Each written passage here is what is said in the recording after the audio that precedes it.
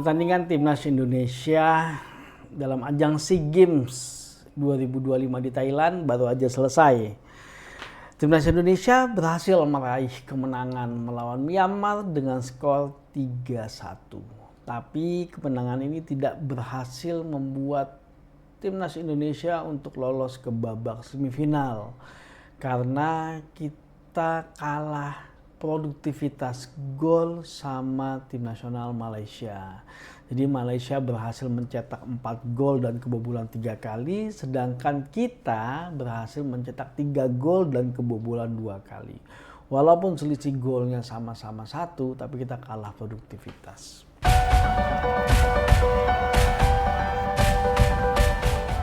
Secara permainan tadi yang gue lihat, timnas Indonesia tidak membaik dari pertandingan pertama ketika melawan Filipina. Secara kualitas Filipina memang lebih baik dibandingkan dengan Myanmar. Lini pertahanan mereka lebih rapat. Timnas Indonesia pun ketika melawan Myanmar kali ini cukup kesusahan dalam menciptakan gol. Gol pertama yang berhasil kita cipta adalah hasil dari kecerdasan dari Tony Firmansyah kalau menurut gua. Tony Firmansyah berhasil mengambil momen yang pas dan sudah mengetahui bahwa kiper akan menjatuhkan bola sehingga dia bergerak langsung ketika bola itu ke bawah dari tangannya kiper, kaki dia langsung bergerak. Itu hebat menurut gua respon dari Tony Firmansyah. Karena dia tahu itu adalah bola hidup dan itu tidak melakukan pelanggaran kepada kiper. Itu gol pertama kita, tapi sangat disayangkan sebelum gol itu terjadi kita harus kebobolan lebih dahulu melalui serangan baliknya Myanmar yang menurut gua reorganisasi dari lini pertahanan kita sangat tidak rapih. Padahal sudah banyak pemain kita yang ada di situ tapi tidak ada yang menutup tendangan sehingga akhirnya Dava tidak berhasil menepis. Walaupun memang tendangannya juga mantep banget ya ke pinggir gawang, bener pas banget placingnya itu. Oke, di babak kedua Hoki Caraka masuk ya kalau nggak salah, Hoki Caraka masuk tapi tidak membawa perubahan juga cukup berarti. Banyak peluang kita pun juga peluang kita rata-rata dapatnya dari set piece, baik lemparan ke dalam maupun dari corner kick peluang yang kita dapatkan. Tapi kita berhasil mendapatkan gol kedua melalui long ball yang bolanya tuh sampai ke Ferrari dan itu kalau nggak salah juga setelah corner gitu, seingat gue setelah corner tapi udah pada bolanya balik ke belakang langsung long ball ke depan dan Ferrari berhasil nyundul dan memberikan assist kepada Jens Schreven.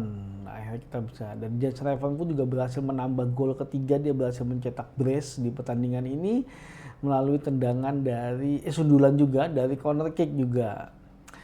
Nah, yang gue lihat permainan timnas Indonesia cukup monoton. Timnas Indonesia bermain melebar ke arah sayap.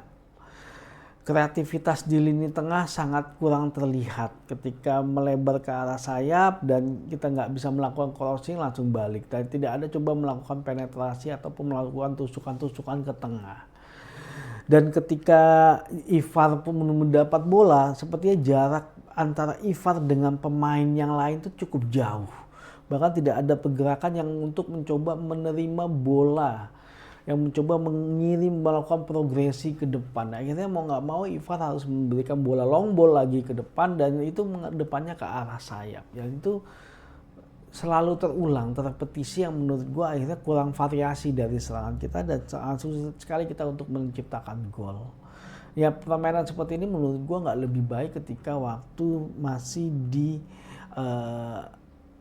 nakodai oleh Gerard van den Berg. Waktu Gerard van den Berg walaupun belum bisa mencetak gol, finishingnya kurang, tapi kita masih bisa melakukan beberapa variasi serangan. Nah kalau ini sekarang benar-benar variasi serangan kita sangat sedikit sekali dan itu merupakan sesuatu hal yang sangat gampang ditebak oleh pemain Myanmar karena selalu seperti itu ya. Kita berhasil golnya pun kalau menurut gue ya karena memang pemain Myanmar udah kelelahan dan itu udah di akhir-akhir babak kedua di masa injury time, di masa additional time dan mereka pun udah nggak bisa untuk lolos, kalaupun nggak maksa untuk menang lagi, ya akhirnya kita lah yang berhasil mendapatkan kesempatan, walaupun akhirnya kita masih kekurangan 1 gol lagi untuk bisa lolos ke babak semifinal. Tapi ya menurut gue sih kalau kita lolos ke babak semifinal pun akan sangat berat kita ketemu Thailand ataupun ketemu Vietnam.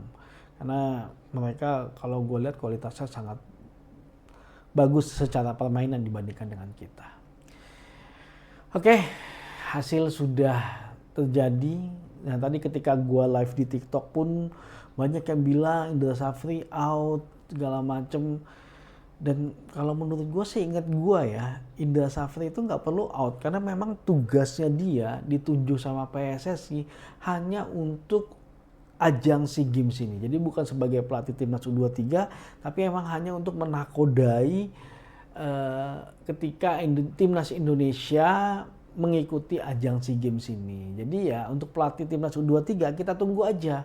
Karena biasanya nanti akan satu paket. Untuk pelatih timnas U20 kan sudah, U17 juga kalau nggak salah udah ada yang ditunjuk, gue lupa tapi namanya siapa, gue nggak tahu. Tapi kalau U20 kan Coach Nova Arianto. Nah untuk pelatih timnas U23 itu masih belum ditunjuk sama timnas senior. Kayaknya U23 sama timnas senior ini akan menjadi satu paket nanti pelatihnya. Kita tunggu aja hasilnya seperti apa, pelatih siapa yang ditunjuk sama PSSI, kita tunggu dan mudah-mudahan pilihannya kali ini nggak salah. Karena udah beberapa kali PSSI melakukan kesalahan.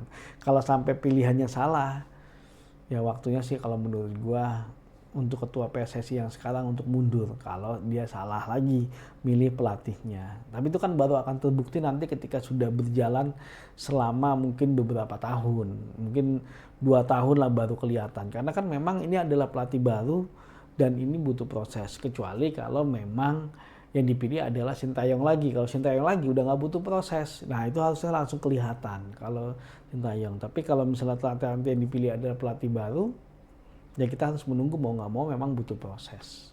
Ya mudah-mudahan prosesnya nggak terlalu lama seperti Sintayong yang lakukan. Mudah-mudahan prosesnya cukup cepat karena sudah beberapa bibitnya udah pernah dibikin oleh Sintayong. Ya mudah-mudahan pelatih yang baru ini bisa lah buat memanfaatkan itu dan bisa mengenali lebih pemain tim nasional Indonesia. Oke, kita lihat aja seperti apa perkembangan sepak bola Indonesia karena terus terang sekarang lagi nggak enak ngomongin tim nasional Indonesia. Ada yang bilang timnas Indonesia balik ke masa dulu. Ada yang bilang juga bahwa ini adalah muka aslinya timnas Indonesia.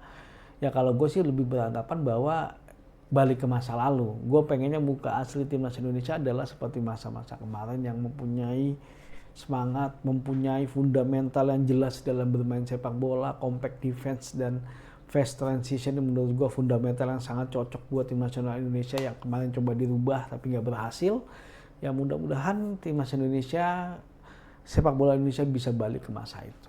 Oke, jangan lelah berhenti mendukung sepak bola Indonesia, timnas Indonesia walaupun kondisinya lagi nggak baik-baik aja, permainannya lagi jelek, jangan pernah lelah berhenti mendukung tim nasional Indonesia maupun sepak bola Indonesia. Yakinlah selalu ada harapan bagi yang terus berdoa, selalu ada waktu yang tepat bagi yang bersabar, dan selalu ada jalan bagi yang gak pernah lelah berusaha. Maju sepak bola Indonesia.